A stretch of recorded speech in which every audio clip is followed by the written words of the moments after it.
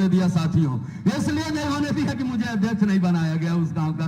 और मैं आप लोगों के बीच में सीधे उत्तर प्रदेश के युवा क्रांतिकारी साथियों के दिल और दिमाग में हिंदुत्व की लहर पैदा कर देने वाले, इस उत्तर प्रदेश से नहीं देश में, देश ही नहीं पूरी दुनिया में हिंदुत्व का परचम लहरा देने वाले उत्तर प्रदेश सरकार के यशस्वी मुख्यमंत्री परम पूज्य योगी आदित्यनाथ जी महाराज को आमंत्रित करता हूं। जोरदार तालियों के साथ अपने अपने स्थान पर खड़े होकर के तालियों का गड़गड़ाहट करेंगे साथियों।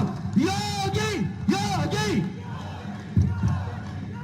योगी योगी।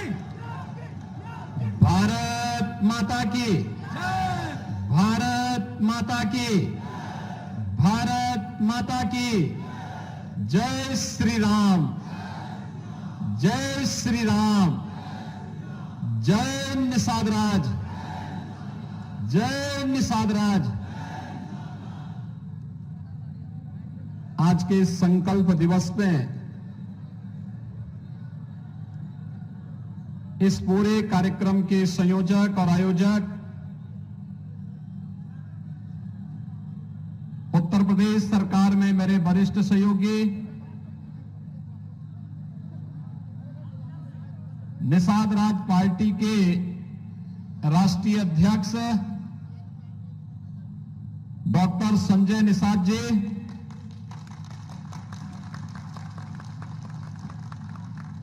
लोकप्रिय सांसद श्री कमलेश पासवान जी,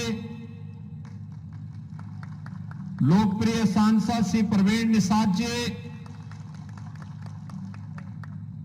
प्रदेश सरकार प्रदेश के विधानसभा के माननीय सदस्य श्री श्रवण निषाद जी, विवेकानंद पांडे जी, डॉक्टर असीम कुमार जी, श्री राजबाबू उपाध्याय जी, श्री अनिल त्रिपाठी जी, श्री रमेश सिंह जी, श्री विपुल दुबे जी, श्री विनोद बिंद जी, ऋषि त्रिपाठी जी, महंत रविंद्र दास जी, निषाद पार्टी की राष्ट्रीय उपाध्यक्ष श्रीमती मालती निषाद जी, डॉक्टर अमित निषाद जी और प्रदेश भर से आए हुए निषाद राज के सभी अनुयायी उपस्थित भाइयों बहनों, महायोगी बाबा गोरखनाथ की इस पावन धरा पर आपके 10वें संकल्प दिवस के इस आयोजन में मैं आप सबका हृदय से अभिनंदन करता हूं।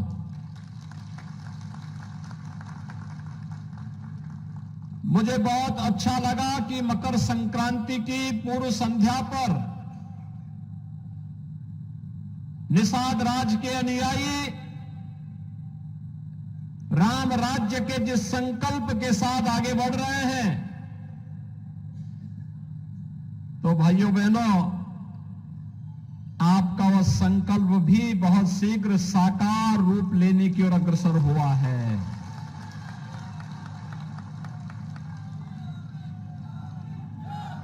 संघर्ष कभी व्यर्थ नहीं जाता है, कभी व्यर्थ नहीं जाता है।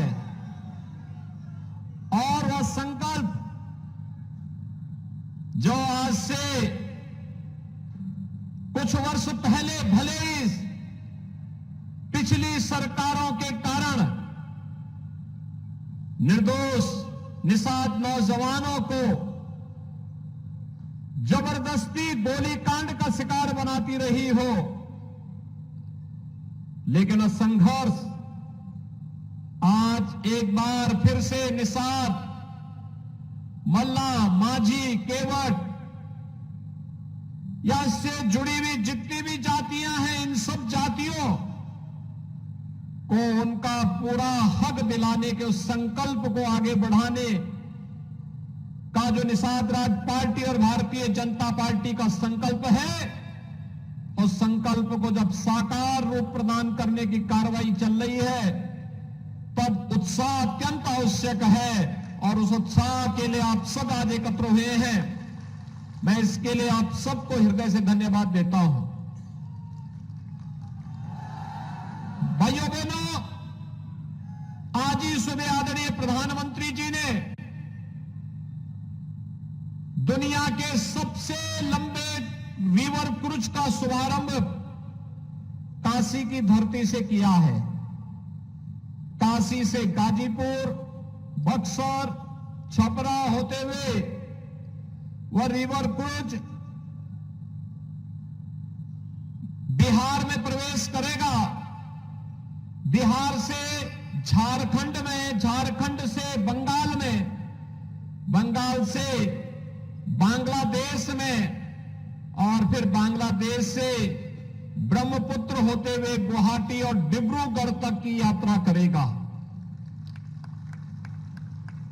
यह प्रदेश के अंदर पर्यटन और रोजगार की नई संभावनाओं को तो आगे बढ़ा ही रहा है, लेकिन जो हमारे माझी, नाविक और मल्लाह बंधुगण हैं, उनके लिए नए रोजगार की संभावनाओं को भी आगे बढ़ाने का एक माध्यम बन रहा है। भाइयों बहनों, दुनिया जब आगे बढ़ रही है तो समाज के हर तबके को आगे बढ़ने का पूरा अधिकार होना चाहिए। हम आभारी हैं प्रधानमंत्री मोदी जी के।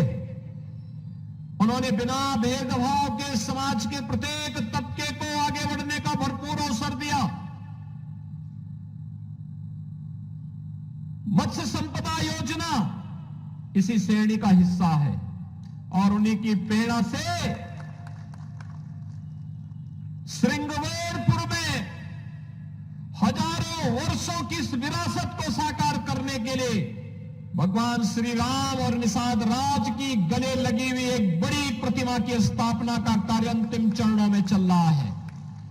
कभी उस क्षेत्र में कुछ लोगों ने कब्जा कर लिया था, निषाद राज का नाम पूरी तरह हटा दिया गया था, लेकिन 2017 में प्रदेश में जब सरकार बनी तो सरकार ने वहां पर निषाद राज के इस पार्क के निर्माण के साथ डबल इंजन की सरकार ने जब कार्य प्रारंभ किया तो भाइयों बहनों, आज वहां पर न केवल हजारों वर्षों की निषाद राज की परंपरा और विरासत, बल्कि भगवान राम और निषाद राज की मैत्री का वह स्थल एक बार फिर से साकार हो रहा है, जब भव्य प्रतिमा की स्थापना का कार्य वहां पर अंतिम चरणों में चल रहा है। आज के इस अवसर पर जब हम सब यहां पर एकत्र हुए हैं, मैं इस अवसर पर उत्तर प्रदेश के अंदर डबल इंजन की सरकार जो कार्य कर रही है, मत्स्य संपदा योजना न केवल केंद्र सरकार के स्तर पर बल्कि डॉक्टर संजय निषाद तो प्रदेश सरकार के हिस्से हैं और इसलिए उत्तर प्रदेश के अंदर भी हम लोग मत्स्य संपदा योजना का शुभारंभ करने जा रहे हैं। राज्य सरकार भी इसमें अपना योगदान देने की कार्रवाई को आगे बढ़ा रहा है। प्रदेश के अंदर हम लोगों ने पहले ही इस बात को सुनिश्चित किया है, गांव के तालाब हो या अन्य जो भी ऐसे कार्य होने हैं, उनमें मत्स्य पालकों के पट्टाधारकों के लिए भी प्राथमिकता निषाद, बिंद, केवट, मल्ला, माझी या इनसे जुड़ी हुई जातियों को प्राथमिकता के आधार पर इसे प्राप्त होना चाहिए और राज्य सरकार इसे पहले ही पालन कर चुकी है। लेकिन साथ साथ मनरेगा के कन्वर्जन के माध्यम से भी उन तालाबों के निर्माण में योगदान देने की कार्रवाई को भी जहां आगे बढ़ाने का कार्य किया गया है, वहां पर हम लोगों ने अन्य तमाम प्रकार की योजनाओं को भी आगे बढ़ाया है और इस विभाग के मंत्री स्वयं डॉक्टर संजय निषाद जी हैं, तो स्वाभाविक रूप से वह इसको तेजी के साथ आगे बढ़ाने का कार्य कर रहे हैं। अभी एक नया प्रस्ताव और आ रहा है, निषाद राज बोर्ड सब्सिडी योजना भी है। आपने देखा होगा, अब डीजल और पेट्रोल और केरोसिन से नहीं, सीएनजी की नौकाएं आ रही हैं। वाराणसी में अकेले वाराणसी में 1600 ऐसी नावों को सीएनजी के साथ जोड़ करके फ्री में एक सारा किट उन्हें उपलब्ध करवाया गया है और आज वहां पर लोग बेहतरीन रूप से इस कार्यक्रम के साथ जुड़ रहे हैं। हमारा प्रयास है कि पूरे प्रदेश भर में हम इन योजनाओं को जहां आगे बढ़ाएंगे, वहीं मछुआरा समुदाय को जहां भी आवश्यकता पड़ेगी वहां पर उन्हें मत्स्य योजना के अंतर्गत, निषाद बोर्ड सब्सिडी योजना के अंतर्गत हम प्रदेश सरकार के बजट में भी हम लोगों ने धनराशि की व्यवस्था की है और इस व्यवस्था के अंतर्गत उन्हें सुविधा का लाभ उपलब्ध करवाने का कार्य भी किया जा रहा है। आज आप सब जान रहे हैं, ये नया भारत है। प्रधानमंत्री मोदी जी के नेतृत्व में नया भारत किसी के साथ कोई भेदभाव नहीं करता है। हर उस नागरिक को जिसके पास आवास नहीं, उसे प्रधानमंत्री आवास योजना या मुख्यमंत्री आवास योजना का लाभ प्रदान करने की कार्रवाई हो। जिसके पास शौचालय नहीं, उसके घर में एक शौचालय बनाने की कार्रवाई हो। जिसके पास बिजली का कनेक्शन नहीं, उसने बिजली का कनेक्शन देने की कार्रवाई हो। और कोरोना जैसी महामारी के दौरान हर गरीब को फ्री में राशन की सुविधा उपलब्ध करवाने का कार्य हो। भाइयों बहनों, ये इसलिए हो पा रहा है क्योंकि जनता के प्रति संवेदनशील सरकार आई है।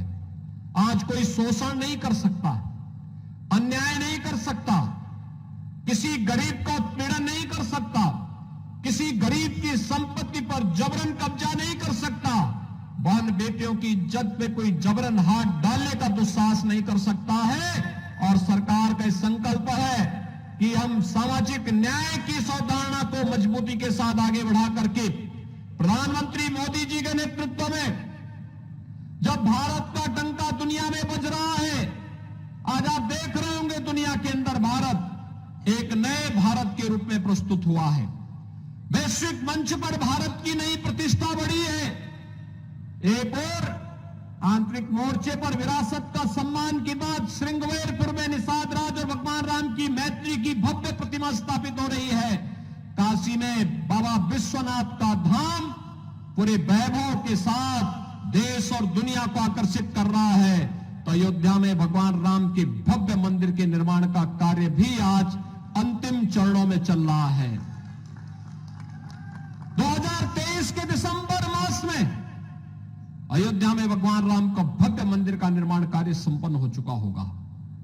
भाइयों बहनों, यह भारत का राष्ट्र मंदिर है जिसमें समाज के हर एक तबके को भरपूर सम्मान मिलेगा। और भाइयों बहनों, आज न केवल आंतरिक मोर्चे पर बल्कि वैश्विक मोर्चे पर भी अगर आप देखेंगे भारत कैसे भारत की धाक जमी है।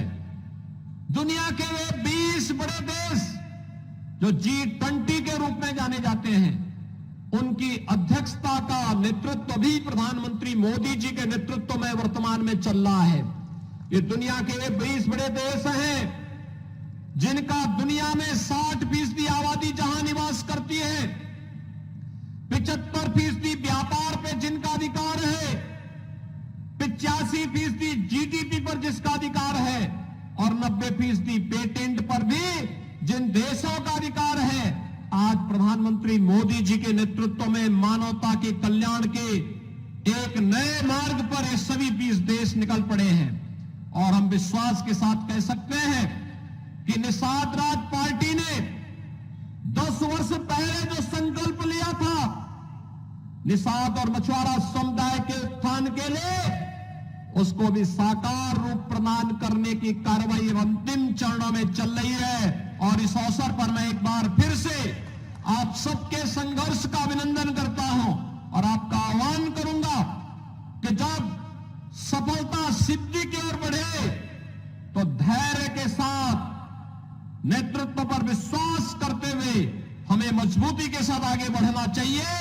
इसी सब शब्दों के साथ मैं एक बार फिर से इस संकल्प दिवस के अवसर पर आप सभी को हृदय से बधाई देता हूं, अपनी शुभकामनाएं देता हूं। मकर संक्रांति की मंगलमय शुभकामनाएं भी आप सबके प्रति व्यक्त करता हूं और वाणी को देता हूं विराम। जय जय श्री राम। एक बार जोरदार करतल ध्वनियों के साथ माननीय मुख्यमंत्री जी के लिए जोरदार तालियों से स्वागत होना चाहिए साथियों। जोरदार तालियों के साथ, जोरदार तालियों के साथ स्वागत होना चाहिए।